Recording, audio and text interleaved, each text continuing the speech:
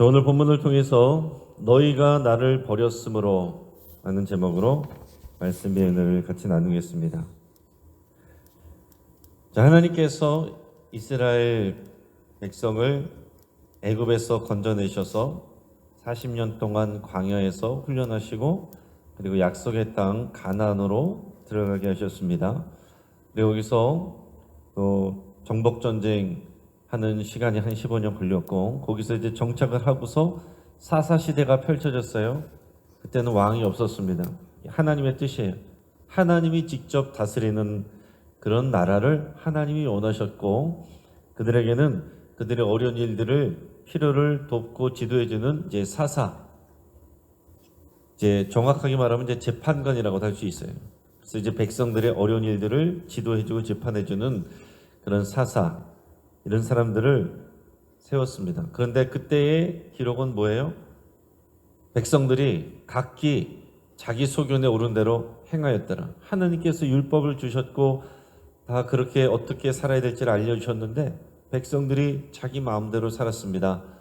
그러면서 그때마다 고난을 겪었는데 자신들의 죄를 돌아보는 것이 아니라 하나님 앞에 인간 왕을 달라고 그랬죠. 그래서 하나님이 할 수 없이 인간 왕을 주시는데 처음에 사울왕을 보내주셨습니다. 그리고 그 다음에 다윗왕, 그 다음에 솔로몬왕 이렇게 됐습니다. 사울왕이 하나님 앞에 올바르게 행하지 않았고 하나님께서 그래서 다윗을 세웠는데 다윗은 잘했습니다. 그래서 하나님께서 다윗에게 언약을 주시고 또 다윗의 후손들이 계속해서 왕이 되게 하겠다, 그 왕권을 지켜주겠다 약속하셨습니다. 그래서 다윗의 아들이 솔로몬이 이제 왕이 됐어요. 그래서 이 남유다의 왕들은 다윗의 후손들이 계속 이제 왕이 됩니다. 자, 그런데 솔로몬이 앞에서 우리가 나눴던 것처럼 하나님 앞에 예쁨을 받았습니다. 지혜를 구했고 하나님께서 그에게 구하지 않은 것들까지 부와 또 명예까지 그리고 권세까지 다 주셔서 나라가 평안할 뿐만 아니라 여러 다른 민족이 다 배우러 오고 다 평화 조약을 맺고 아주 가장 전성기를 보냈어요. 사울 왕이 40년, 다윗 왕이 40년, 솔로몬 왕이 40년입니다. 자, 그것만 해도 벌써 120년이죠. 그러나 이스라엘의 그 왕조의 역사가 통틀어서 500년이 채 안 돼요. 자, 솔로몬이 잘했지만은 중간부터 이제 하나님보다 사람을 의지하고 여러 공주들을 데려와서 왕비를 삼다 보니까 그들이 가져온 우상에 물들어갔습니다. 그래서 하나님께서 솔로몬을 또 징계하시는데 솔로몬 때가 아니라 그 이후에 그 아들 때에 하나님께서 징계하신다 그랬습니다. 그러고서 이제 솔로몬의 아들 르호보암 때가 됐는데 이제 오늘 본문부터는 이제 르호보암 이야기예요. 르호보암 때가 됐습니다. 근데 하나님께서 그냥 무조건 징계를 하시는 것이 아니고 또 이 안에 막 스토리들이 있죠. 솔로몬이 잘하긴 했지만은 건축을 많이 했잖아요. 건축을 많이 하니까 역사적으로 보면은 여기저기에 뭐 많은 것들이 세워져서 좋아지기는 했는데 막상 많은 백성들이 수십 년 동안 계속 이 건축 일에 나라가 하는 일이니까 이제 노역을 하잖아요. 가서 그 일들을 해야 되니까 너무 피곤하고 힘들고 지쳐 있습니다. 그럴 때에 세겜 지역에서 백성들이 이제 르호보암 새로운 왕이 그 아들이 왕이 됐으니까 요구를 했습니다. 우리가 그동안 아버지 솔로몬이 우리에게 너무 무거운 멍에를 지었습니다. 이 건축하는 일들이 너무 힘들게 우리를 했습니다. 그러니 이 멍에를 좀 가볍게 해주십시오. 이렇게 탄원을 했습니다. 했더니 르호보암 왕이 이제 젊은 왕이 이제 경험이 없으니까 어떻게 되나 좀 나이가 있는 원로들에게 물어봤습니다. 그랬더니 그렇게 해줘야 됩니다. 백성들 너무 힘들었으니까 좀 수월하게 짐을 내려놓게 하고 일들을 줄여줘야 됩니다. 그랬더니 이제 또 친구들한테 물어봤더니 친구들은 안 됩니다.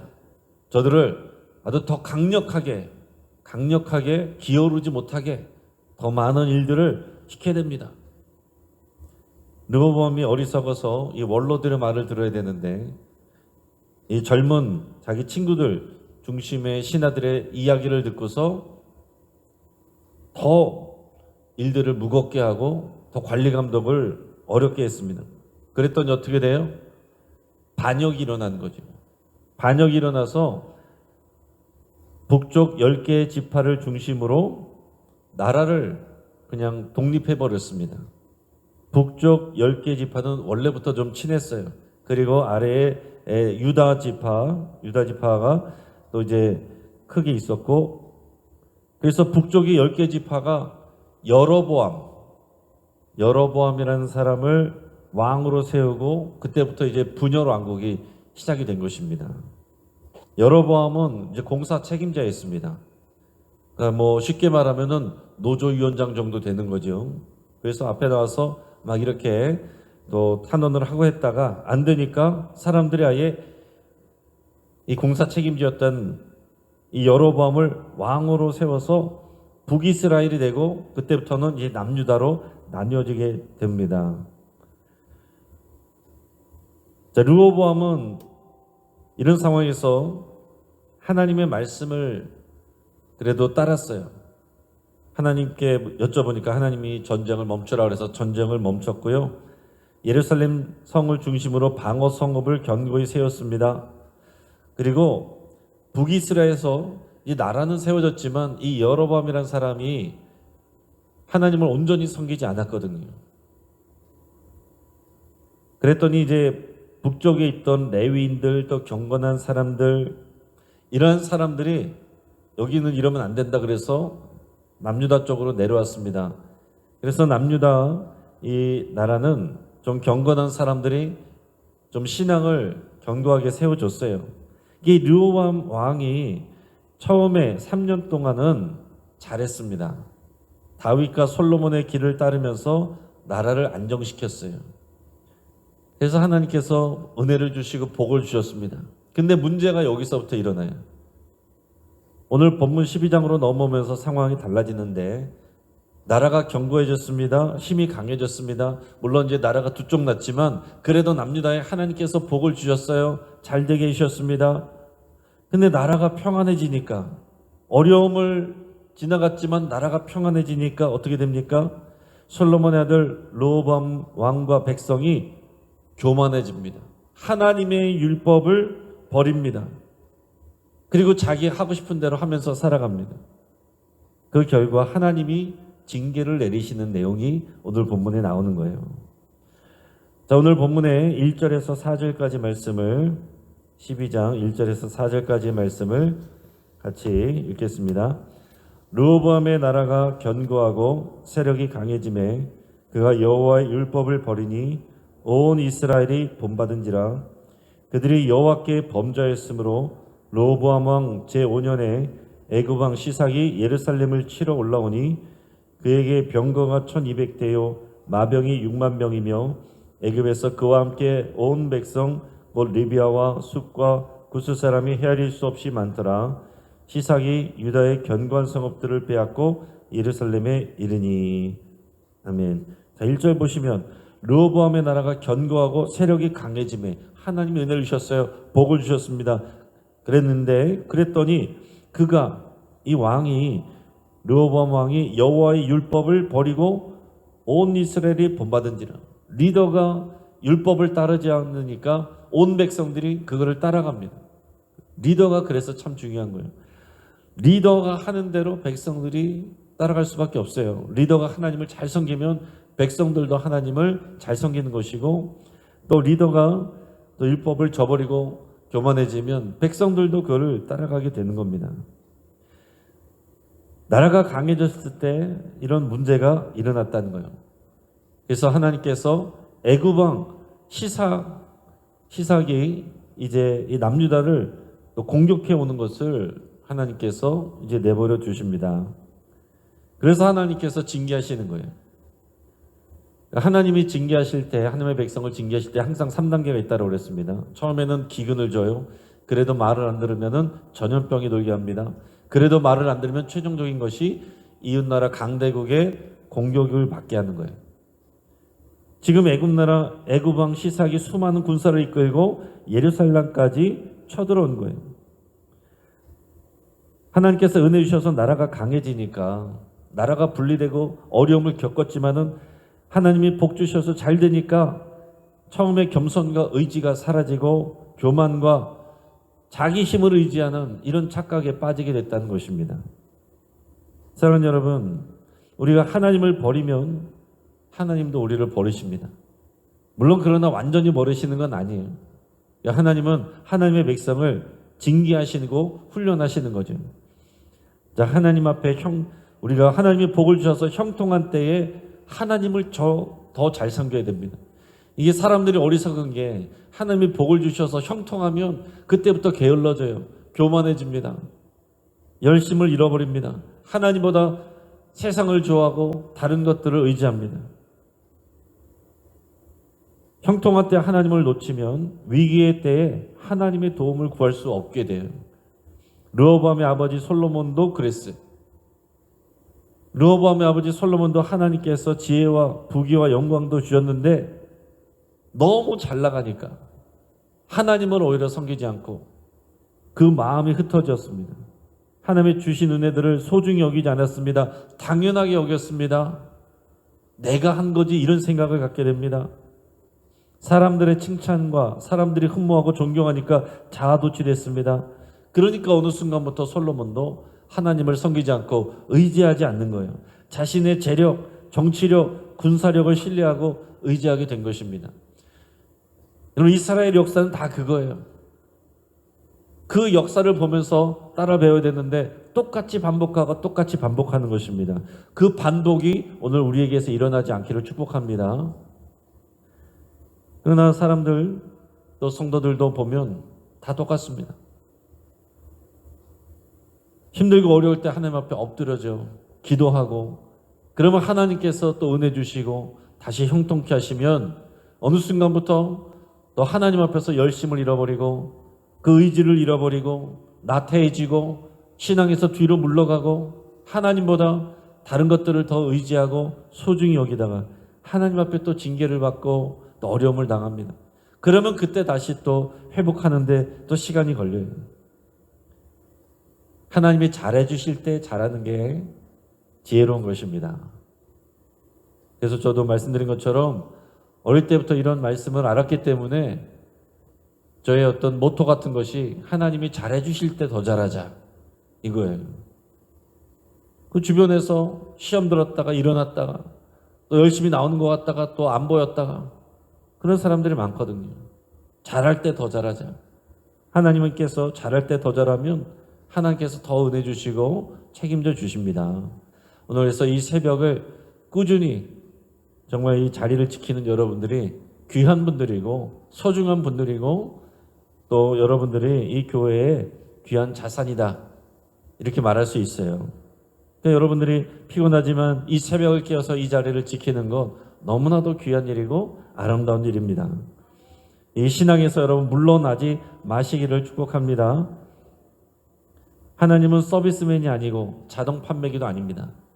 하나님은 우리의 왕이시고 우리가 순종해야 될 분이에요. 하나님은 백성과 언약 관계를 맺으셨습니다. 언약 관계라는 것은 뭐냐면 쌍방 언약이에요. 하나님만 우리에게 잘해 주셔야 될 의무가 있는 게 아니라 우리도 하나님 앞에 잘해야 될 의무가 있는 거예요. 우리가 먼저 하나님 앞에 잘하면 하나님께서 약속대로 잘해 주십니다. 복을 주십니다. 그런데 우리가 언약대로 살지 않고 하나님에게 등을 돌리면 하나님께서는 우리를 사랑하시기 때문에 우리를 되돌리기 위해서 우리에게 주신 은혜와 복을 잠시 보류하고 뺏어갈 수도 있단 말이에요. 그것 또한 하나님의 사랑입니다. 돌아오라고 하시는 하나님의 사인이에요. 그러니까 우리 삶에 어려움이 오고 고난이 올 때에 하나님 참 이상하다 할 것이 아니고 오늘 우리 삶 가운데서 회복해야 될 것이 무엇인가? 내가 하나님보다 더 사랑하고 의지한 것이 무엇인가? 먼저 곰곰이 잘 점검해 보시기를 바랍니다. 자, 그랬더니 르호보암이 다행스럽게도 르호보암과 백성들이 회개해요. 자, 5절에서 8절까지 말씀을 우리 같이 읽겠습니다. 그때에 유다 방백들이 시삭의 일로 예루살렘에 모였는지라. 선지자 스마야가 르호보암과 방백들에게 나와 이르되 여호와께서 이같이 말씀하시기를 너희가 나를 버렸으므로 나도 너희를 버려 시삭의 손에 넘겼노라 하셨다한지라. 이에 이스라엘 방백들과 왕이 스스로 겸비하여 이르되 여호와는 의로우시다 하매 여호와께서 그들이 스스로 겸비함을 보신지라. 여호와의 말씀이 스마야에게 임하여 이르시되 그들이 스스로 겸비하였으니 내가 멸하지 아니하고 저희를 조금 구원하여 나의 노를 시삭의 손을 통하여 예루살렘에 쏟지 아니하리라. 그러나 그들이 시삭의 종이 되어 나를 섬기는 것과 세상 나라를 섬기는 것이 어떠한지 알게 되리라 하셨더라. 아멘. 자, 하나님께서 선지자 스마야를 르호보암 왕에게 보내셨어요. 그러면서 하시는 말씀이 바로 이것입니다. 너희가 나를 버렸으므로 나도 너희를 버려 시삭의 손에 넘겼노라. 하나님이 힘이 없어서 이스라엘 백성이 시삭의 손에, 애굽 왕 시삭의 손에 넘어가는 것이 아니라 하나님께서 결정하셨다는 거예요. 그랬더니 왕과 그 방백들, 신하들이 겸손히 하나님 앞에서 자신들의 죄를 인정했어요. 회개했습니다. 그리고 하나님의 위대하심을 찬양합니다. 여호와는 의로우시다. 이게 무슨 말입니까? 하나님이 하시는 모든 일은 의로우십니다. 하나님을 인정하는 거예요. 하나님이 나를 또 이 나라에 어려움을 주시고 징계를 주시는 것까지도 하나님이 옳으십니다. 하나님은 의로우십니다. 우리가 잘못한 것입니다. 이걸 인정하고 받아들였단 말이에요. 이게 진짜 회개이고 믿음이에요. 여러분, 우리가 처한 상황에 따라서 하나님에 대한 고백이 달라져서는 안 됩니다. 하나님은 언제나 옳으시고 하나님은 언제나 의로우시고 하나님의 자비와 긍휼하심은 영원하십니다. 크십니다. 여러분, 이게 우리의 한결같은 믿음의 고백이어야 됩니다. 하나님이 우리 삶의 기준이 되어야 돼요. 내 기분 따라서 하나님을 이렇게 생각하고 저렇게 생각하고 교회를 이렇게 판단하고 저렇게 판단하면 안 된다는 거예요. 내가 경험한 교회는 이것도 문제고 저것도 문제고 다 썩은 것 같고, 그래도 사도신경에서 우리가 뭐라고 고백합니까? 거룩한 공교회를 믿는다고 우리가 고백하는 거예요. 믿음으로는 교회는 거룩합니다. 이렇게 고백하는 것이 우리의 믿음의 고백이어야 되는 것입니다. 자, 회개했어요. 하나님을 찬양했습니다. 하나님이 징계 주시는 것도 인정하고 받아들였어요. 자, 그러자 하나님께서 그들의 겸비함을 보셨다. 하나님 앞에 회개하고 또 겸손하게 나오는 것을 보시고 진멸하지 않으셨다라고 그랬어요. 그 대신, 그런데 여러분 이것을 잘 보세요. 진멸하지 않으셨는데 이 애굽의 종살이를 하게 내버려 두십니다. 하나님께서 능력이 없어서가 아니에요.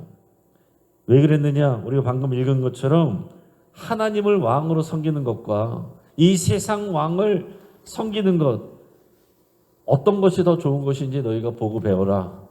이거를 가르치려고 그 애굽 왕 시삭의 손에 넘어가게 하셨다라는 거예요.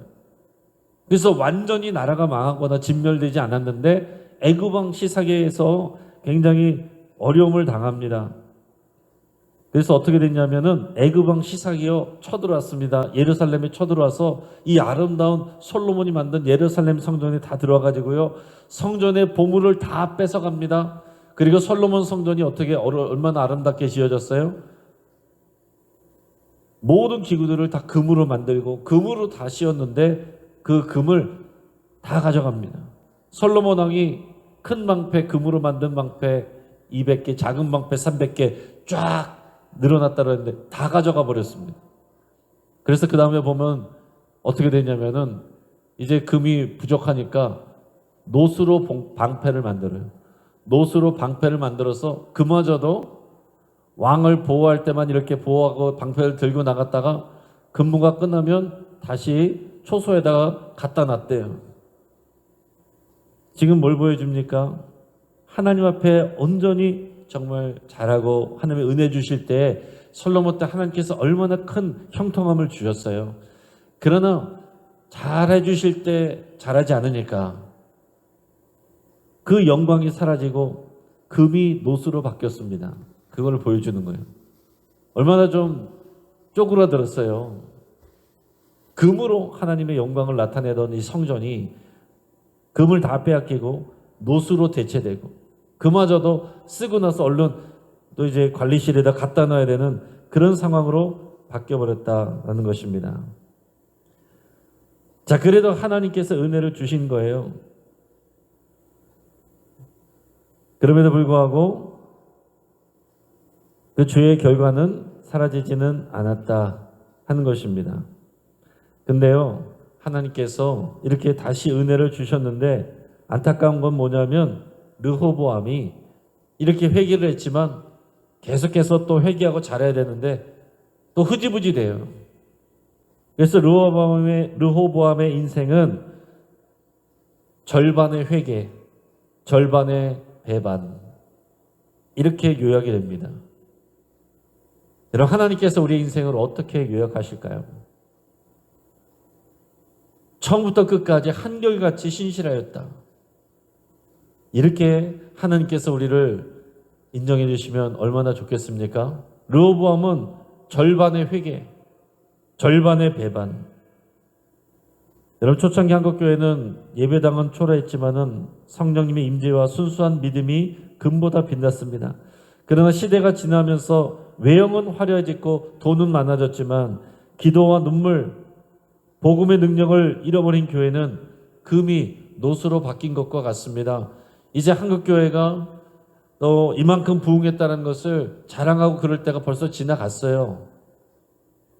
금이 노수로 바뀌는 그런 상황입니다. 기울어지고 있습니다. 세상을 또 선도하고 존경을 받던 교회가 손가락질을 받고 있습니다. 지금 마치 우리의 모습이 르호보암 시대와 같다라는 거예요. 지금 우리에게 필요한 것은 옛날에 이랬는데 이게 필요한 것이 아니라 간절한 회개의 눈물과 하나님 앞에 뜨거운 믿음이 필요한 것입니다. 여러분, 우리도 여러분 각자의 개인도 우리 영신교회 역사도 하나님께서 은혜 주셨고 형통함을 주셨고 또 어려울 때 기도로 눈물 뿌렸는데 다시 은혜 주시고 평안하게 되니까 보면 어떻게 됩니까? 나태해지는 분들이 많아요. 어려울 때는 나와서 눈물로 기도하고 하나님 앞에 간구하던 분들도 평안해지면 자리를 비운단 말이에요. 오늘 르호보암의 이야기가 옛날 이야기가 아니라 오늘 우리의 이야기가 될 수 있습니다. 절반의 회개와 절반의 배반이 아니라 처음부터 끝까지 간절한 마음으로 하나님 앞에 서가는 저와 여러분 되기를 간절히 바랍니다. 복음 광고 중에 이런 내용이 있어요. 100 마이너스 1은 0, 0 플러스 1은 100. 이상한 산수죠. 어떻게 이럴 수가 있습니까? 100에서 마이너스 1, 우리 삶이 100이어도 예수님 한 분 빠지면 우리 삶이 0이 된다는 거예요. 반대로 우리 삶이 0이어도 예수님 한 분 계시면 우리의 삶이 100이 된다는 것입니다. 이게 복음의 계산법이에요. 오늘 이 놀라운 복음의 원리 안에서 여러분 믿음으로 끝까지 승리하는 저 여러분 되기를 주의 이름으로 축복합니다. 같이 한번 기도하겠습니다. 오늘 말씀을 붙잡고 함께 기도할 때에 어느 순간 나태해졌던 우리의 모습을 회개할 수 있길 바랍니다. 또 어려워진 상황에서 하나님의 도우심을 간절히 구하며 나갈 수 있길 바랍니다. 오르락내리락하는 신앙생활을 청산하고 꾸준히 성실하게 믿음으로 살기를 결단하여 어려울 때 하나님의 도우심을 구하고 하나님이 형통함을 주실 때 더 잘하기를 결단하는 그런 믿음의 기도가 있기를 바랍니다. 오늘 장례가 있습니다. 강홍석 집사님 우리 부친의 장례 오늘 입관 예배 오늘 오후 12시 20분에 출발합니다. 또 발인 예배는 내일 오전 7시 또 반에 출발합니다. 여러분께서 많이 기도해 주시고 참여해 주시기 바랍니다. 환우들을 위해서 같이 기도해 주시고, 특별히 지금 황화종 집사님 이대서울병원 중환자실에 입원 중에 계신데 여러분께서 또 하나님께서 살려주시기를, 회복시켜 주시기를 위해서 간절히 기도하시고, 올해 상반기에 등록한 새가족분들 어저께 또 환영회를 했습니다. 수료식도 했습니다. 또 믿음으로 잘 정착할 수 있도록 축복하며 함께 기도하도록 하겠습니다. 이 시간 주여 한번 부르짖고 합심해서 함께 기도하겠습니다. 주여